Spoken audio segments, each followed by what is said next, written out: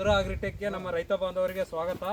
ಈಗ ನಾವು ಅಡಿಕೆಯಲ್ಲಿ ಏನಪ್ಪ ಅಂದರೆ ಈ ರೆಡ್ ಮೈಟ್ಸ್ ಅಂತ ಹೇಳ್ತೀವಿ, ಅಂದರೆ ಈ ಕೆಂಪು ನುಸಿ ಮತ್ತು ಸ್ಪಿಂಡಲ್ ಬಗ್ ಅಂತ ಹೇಳ್ತೀವಿ, ಅದಾಗಲಿ ಅಥವಾ ಹಿಂಗಾರು ಡ್ರೈಬ್ಯಾಕ್ ಆಗೋದಾಗಲಿ ಅಥವಾ ರೋಗಗಳು ಬರ್ತವೆ, ಈ ಸುಳಿ ಕೊಳೆ ರೋಗ, ಕೊಳೆ ರೋಗ, ಇವಕ್ಕೆಲ್ಲದಕ್ಕೂ ಮುಕ್ತ ಪಡಿಬೇಕಪ್ಪ ಅಂದರೆ ಅಡಿಕೆದಾಗೆ ಈ ಒಂದು ಅವತಾರ ಅಂತ ಬರುತ್ತೆ. ಇದರಲ್ಲಿ ಏನಪ್ಪ ಅಂದರೆ ಥೈಮೆಥೆಕ್ಸೇಮು ಪ್ಲಸ್ ಕ್ಲೋರೋತ್ರಿಪ್ರಿನಾಲ್ ಕಂಟೆಂಟ್ ಇರುತ್ತೆ.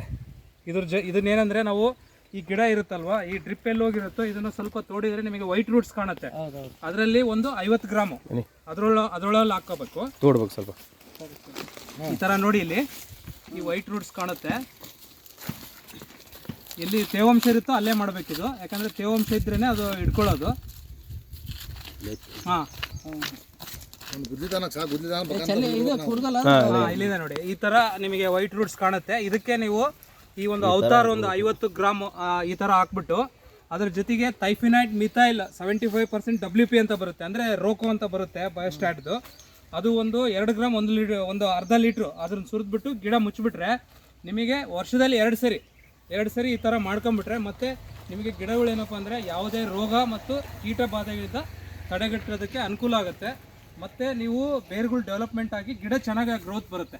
ಹಾಗಾಗಿ ನಮ್ಮ ರೈತ ಬಾಂಧವರಲ್ಲಿ ಇದು ಸಿಂಪಲ್ ಮೆಥಡ್. ಇದು ನೀವು ರೆಗ್ಯುಲರಾಗಿ ಸ್ಪ್ರೇ ಮಾಡಿದ್ರೆ ಏನಪ್ಪ ಅಂದರೆ ಒಂದು 15 ದಿನ ಇರುತ್ತೆ, ಆಮೇಲೆ ಇದಾಗುತ್ತೆ.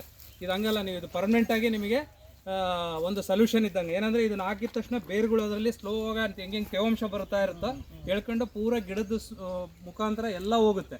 ಆವಾಗ ಗಿಡ ಎಲ್ಲ ಪೂರ ವಿಷ ಆಗೋದ್ರಲ್ಲಿ ಏನಪ್ಪ ಅಂದರೆ ಯಾವುದೇ ರೋಗ ಮತ್ತು ಕೀಟ ಬಾಧೆ ಒಂಥರ ಈ ಇನ್ಸುಲಿನ್ ಇದನ್ನು ಮಾಡ್ತೀವಲ್ವ ನಾವು ಮಕ್ಕಳಿಗೆ ಇದು ಕೊಡ್ತೀವಲ್ಲ, ಪೋಲಿಯೋ ಇಂಜೆಕ್ಷನ್ ಕೊಟ್ಟಾಗ ಅದನ್ನು ಕೊಟ್ಟಾಗ ಏನಾಗುತ್ತೆ, ಸುರಕ್ಷಿತವಾಗಿರ್ತಾವೆ.